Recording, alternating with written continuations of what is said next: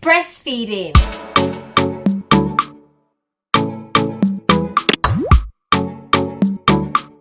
Hi guys, my name is MommaMeeks and welcome back to my channel, or welcome to my channel. This video is breastfeeding tips and advice.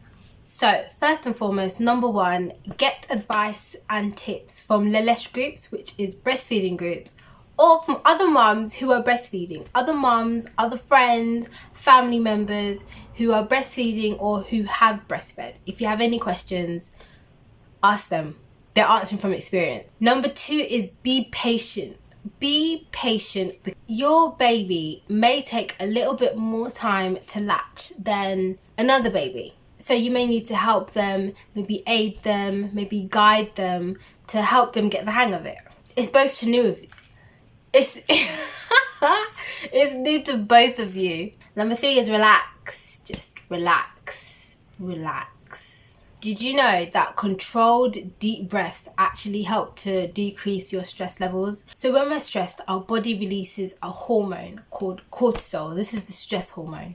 When we take deep breaths, deep controlled breaths, in and out, a whole bunch of them, our oxygen, the oxygen that enters our body, the extra oxygen, it signals to our brain to relax and increases our endorphins, which is the feel-good chemical. So number four is tongue tie. After you give labour, your baby will get checked over from head to toe. So when they are doing this, ask them to check for a tongue tie. A tongue tie can affect your baby's ability to latch onto your breast. A tongue tie is this bit under here, that bit of skin. It's when it goes further than it usually would on the average person. And obviously, as you can imagine, it's a bit harder to stick your tongue out. So it can affect breastfeeding your baby. So number five is peer pressure. I have read so many posts about mums who are pressured by midwives or nurses or family members to breastfeed. First of all, just relax. If you're feeling pressured, then just tell them that, because it's not helpful. It just builds up your anxiety of wanting to breastfeed or the fear of your ability to breastfeed when the time comes. So number six, feeding.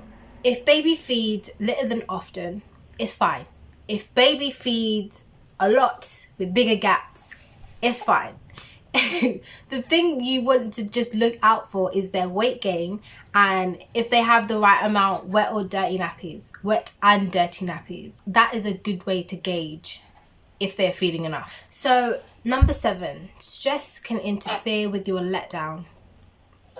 So if you're unsure what your letdown is the tingly feeling that you get if your baby is due a feed, or if your baby is feeding. It's like the feeling, and it's like a sort of tingly feeling, and it goes all the way down, and it's just your milk traveling through, and it sort of hurts in the beginning stages, but it does get a lot milder as the months go by. Number eight, opinions. So first of all, forget what everyone else wants. If you want to breastfeed your baby, breastfeed your baby. It is the most naturalist thing you could possibly give them ever.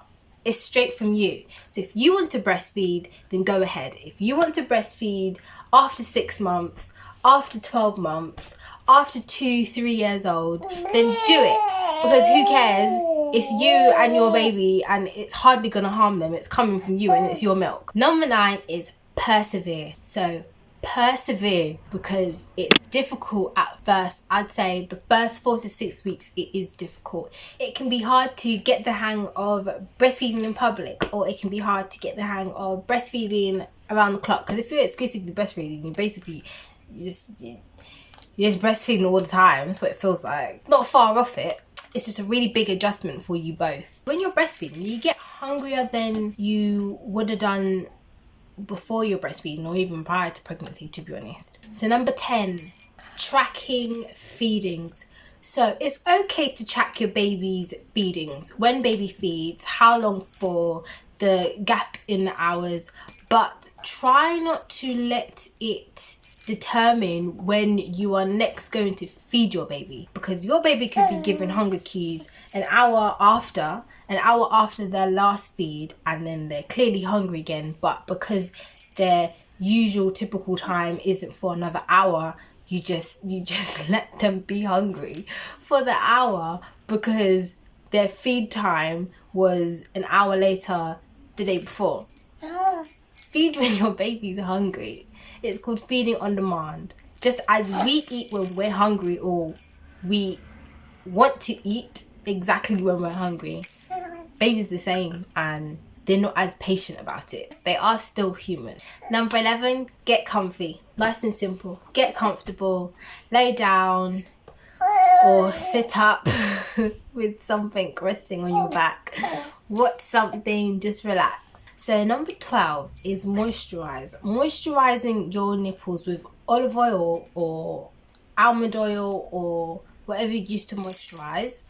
That is a really good way to help the nipple soreness that occurs, especially in the earlier months. It is a godsend. It's so helpful. Avoid formula. Try to avoid, if you're going to feed your baby formula, try and avoid formula for the first few months because it can mess up your supply, because obviously you're not exclusively feeding from your breasts. So if you are half feeding formula and half feeding your breast milk, then what an exclusively breastfed baby would get is that whole bit of milk from your breast, which your milk will produce all of that milk. They're now getting half of that, so your breasts are producing half of that milk. Next is try to avoid dummies. This is because in the earlier months, it can make you and your baby confuse the feeding cues. Their natural feeding cues can become masked because they now have a dummy in their mouth. And, you know, it's the same motion, they're doing the same thing, so you might miss a cue. So next is encourage a mouthful. Encourage a mouthful. Your nipple and the areola. Encourage all of that for a really good latch. Next is nursing pillow. Nursing pillow can help aid with your breastfeeding. It can help you get comfortable, and the more relaxed you are, the more relaxed baby is, the better your letdown.